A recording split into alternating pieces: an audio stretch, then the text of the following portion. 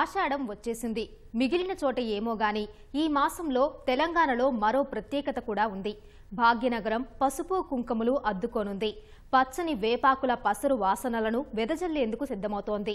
డప్పు చప్పుళ్లు, తీన్మార్ దరువులు, శివసత్తుల ఆటలు, పోతురాజుల వీరంగాలతో భాగ్యనగరం హోరెత్తనుంది. రేపటి రోజును కళ్లకు కట్టే భవిష్యవాణులు, పలహారపు బల్ల ఊరేగింపులతో నగరం కనువిందు చేయనుంది.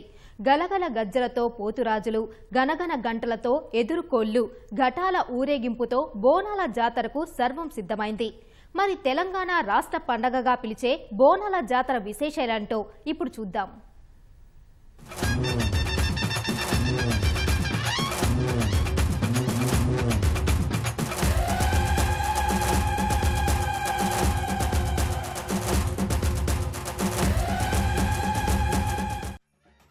పట్నం తలపై బోనం కుండ మెరవనుంది. ఏటా ఆషాఢమాసం వచ్చిందంటే చాలు భాగ్యనగరం పసుపు కుంకుమల సౌభాగ్యనగరంగా మారిపోతుంది. డప్పు మూతల మధ్య పచ్చి కుండల బోనమెత్తుకునే పెద్ద ముత్తైదువై కనువిందు చేస్తుంది. జాజులద్దుకున్న వాకిళ్లు, పసుపు రాసుకున్న ఆడపడుచులు, వేప కొమ్మలతో నిండిన గుమ్మాలతో నగరం పండుగ వాతావరణాన్ని సంతరించుకోనుంది. పోతురాజుల ఉగ్రరూపాలు, అమ్మోరు మెచ్చిన శివసత్తుల విన్యాసాల నడుమ భాగ్యనగరం జాతర సందడితో మురిపించనుంది. జులై 7 నుంచి రాష్ట్ర వ్యాప్తంగా బోనాల జాతరలు అంబరాన్నంటనున్నాయి. ఏటా ఆషాఢమాసంలో వచ్చే తొలి గురు లేదా ఆదివారం నుంచి బోనాల జాతర మొదలవుతుంది. ఈ ఏడాది అమావాస్య శుక్రవారం రావటంతో ఆదివారం 7వ తేదీ నుంచి బోనాల ఉత్సవాలు ప్రారంభమై ఆగస్టు 4 వరకు కొనసాగనున్నాయి. గోల్కొండ కోటలో ప్రారంభమయ్యే బోనాల వేడుకలు తిరిగి 9వ పూజతో గోల్కొండ కోటలోనే ముగియనున్నాయి. 7వ తారీఖు నాడు స్వామి అమ్మవారికి పట్టు వస్త్రాలు సమర్పించే కార్యక్రమం ఉంటుంది. అది లంగర్ హౌస్ చౌరస్తాలో జరుగుతుంది. అక్కడ కూడా విస్తృతమైనటువంటి ఏర్పాటు చేస్తున్నాం.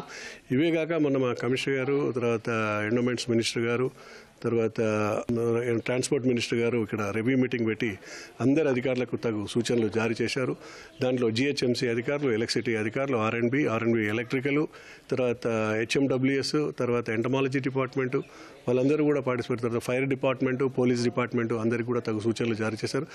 ఎవరెవరికి సూచించినటువంటి సూచనల ప్రకారం వాళ్ళ పనులన్నీ చేసుకుంటారు. బోనము ఇంటి దగ్గర ఎంతో భక్తి శ్రద్ధలతో స్నానం చేసి పట్టుబట్టలు కట్టుకుని బోనాన్ని తయారు చేసి మంచి అలంకరణ చేసి 2 బిందెలు తీసుకుని బిందెకి అలంకరణ చేసి ఒక బిందెలో అన్నాన్ని ఉంచి మరొక బిందెలో పైన దీపారాధన చేసి దానికి అలంకరణ చేసి వేప కొమ్మలతో అమ్మవారికి ఇష్టమైనటువంటి వేప కొమ్మలు కాబట్టి ఈ యొక్క వేప కొమ్మలతోటి అమ్మవారికి ఇష్టమైనటువంటి పదార్థాలను కూడా ఆ యొక్క పాత్రల్లో పెట్టి అమ్మవారికి సమర్పించేదాన్ని బోనము అని పిలుస్తారు. ఈ విధంగా అమ్మవారికి బోనాలు మరియు శాఖలు మరియు రంగం కార్యక్రమం జరిపించడం జరుగుతుంది. గోల్కొండ జగదాంబిక అమ్మ, అక్కా చెల్లెళ్లైన మహంకాళి, ఎల్లమ్మ, పోచమ్మ అనే మొత్తం 7 అక్కా చెల్లెళ్లకు పండుగలో భాగంగా బోనాలు సమర్పిస్తారు. తొలి బోనం గోల్కొండ కోటలోని జగదాంబిక అమ్మవారికి సమర్పించిన తర్వాతే రాష్ట్ర వ్యాప్తంగా బోనాల సంబరాలకు అంకురార్పణ జరుగుతుందని చెప్పొచ్చు.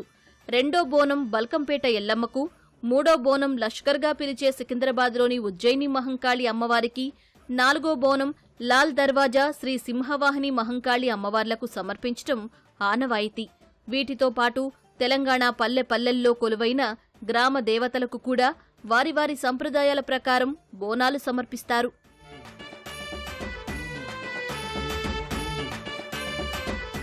నగర వ్యాప్తంగా జరిగే బోనాల వేడుకల్లో ఒక్కో ప్రాంతంలో ఒక్కో విశిష్టత ఉంటుంది. ముఖ్యమైనవి గోల్కొండ, లష్కర్, లాల్ దర్వాజా బోనాలనే చెప్పాలి. గోల్కొండ కోటలోని జగదాంబిక అమ్మవారు స్వయంభూ కావడంతో భక్తులు పెద్ద ఎత్తున అమ్మవారి దర్శనం కోసం తరలివస్తూ ఉంటారు. తొలి రోజు ప్రభుత్వం తరపున దేవాదాయ శాఖ మంత్రి, అధికారులు పట్టు వస్త్రాలు సమర్పిస్తారు. లంగర్ హౌజ్ చౌరస్తా నుంచి ఊరేగింపుగా ప్రభుత్వం తరపున పట్టు వస్త్రాలు తీసుకుని చోటా బజార్లోని ఆలయ పూజారి ఇంటికి చేరుకుంటారు. అమ్మవారికి పట్టుబట్టలు సమర్పించి అక్కడ్నుంచి ఉత్సవ విగ్రహాలను తీసుకుని బంజారా దర్వాజా వైపుగా గోల్కొండ కోటకు చేరుకుంటారు. బంజారా దర్వాజా నుంచి నజర్గా చెప్పే తొలి బోనంతో అమ్మవారి ఊరేగింపు అంగరంగ వైభవంగా గోల్కొండ కోటపైకి చేరుతుంది. అక్కడ అమ్మవారి ఘటాలు ఉంచి 9 వారాలు అమ్మవారికి అంగరంగ వైభవంగా బోనాల వేడుకలు నిర్వహిస్తారు. గోల్కొండలో ప్రారంభమయ్యే బోనాల వేడుకలు ఆగస్టు 4న చివరి పూజ, తొట్టెలు, పలహారం బళ్ల ఊరేగింపుతో గోల్కొండ కోటలోనే ముగుస్తాయి. గోల్కొండ కోటలో అమ్మవారికి 1143లో అమ్మవారు ఇక్కడ వెలిసారు.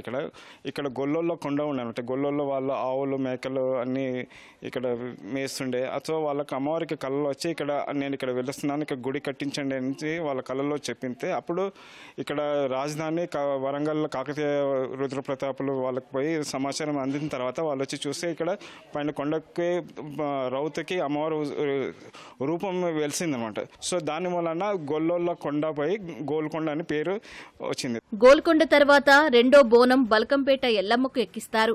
అయితే ఆషాఢమాసంలో వచ్చే తొలి మంగళవారం ఎల్లమ్మకు కళ్యాణం నిర్వహించటం ఆనవాయితీ. ఇందులో భాగంగా తొలి రోజు ఎదుర్కోలు, రెండో రోజు కళ్యాణం, మూడో రోజు రథోత్సవ వేడుకలు నిర్వహిస్తారు. భక్తులు ఆదివారం బోనాలు చెల్లిస్తారు. కళ్యాణ వేడుకలో ఏటా వేలాది మంది భక్తులు పాల్గొనటమే కాదు, అమ్మవారి కళ్యాణం కోసం ప్రత్యేకంగా ఆలయం లోపలే పట్టుచీరలు నేయటం ఇక్కడి విశేషం.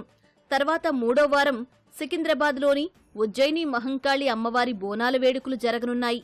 లష్కర్లో 2 రోజుల పాటు సాగే బోనాల వేడుకల్లో తొలి రోజు తెల్లవారుజామునే అమ్మవారికి ప్రత్యేక పూజా కార్యక్రమాలు నిర్వహించి ప్రభుత్వం తరపున పట్టు వస్త్రాలు సమర్పిస్తారు.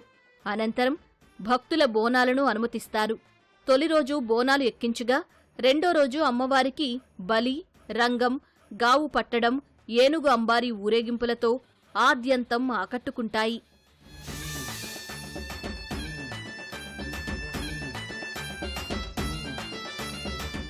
లష్కర్ బోనాల్లో రెండో రోజు వేడుకలకు అత్యంత ప్రాధాన్యత ఉంది.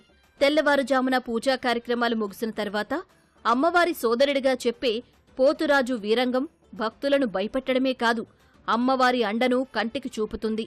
తర్వాత రాష్ట్ర ప్రజలంతా ఆసక్తిగా ఎదురుచూసే రంగం కార్యక్రమం జరుగుతుంది.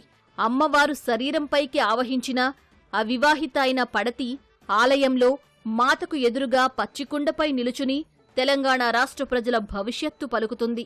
స్వయంగా ఆ ఉజ్జయిని మహంకాళమ్మే తమ భవిష్యత్తును పలికిందని భక్తులు విశ్వసిస్తారు. రంగం పూర్తయ్యాక అమ్మవారి ఘటాలను ఏనుగు అంబారిపై ఊరేగిస్తారు. సాయంత్రం తల్లికి సమర్పించే పలహారపు బండ్లను పురవీధుల్లో ఊరేగిస్తారు.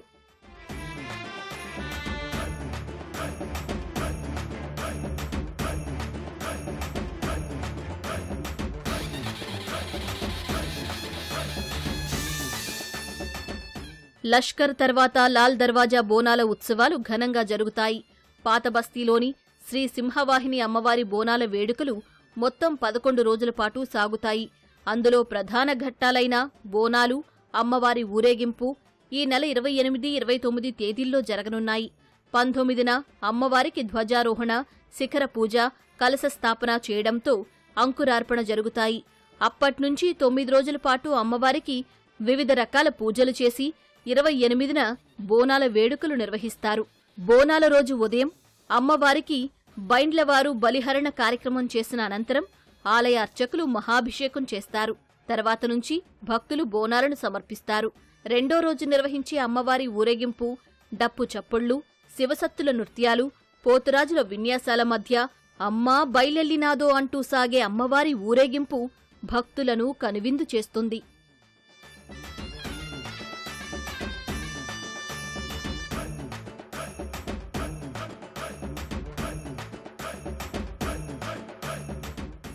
రాష్ట్ర వ్యాప్తంగా నెలపాటు సాగే బోనాల వేడుకల్లో ప్రధానమైనవిగా చెప్పే గోల్కొండ, లష్కర్, లాల్ దర్వాజా బోనాల వేడుకలు తెలంగాణ సాంస్కృతిక సౌరభాలుగా ప్రజలకు కనువిందు చేస్తాయి.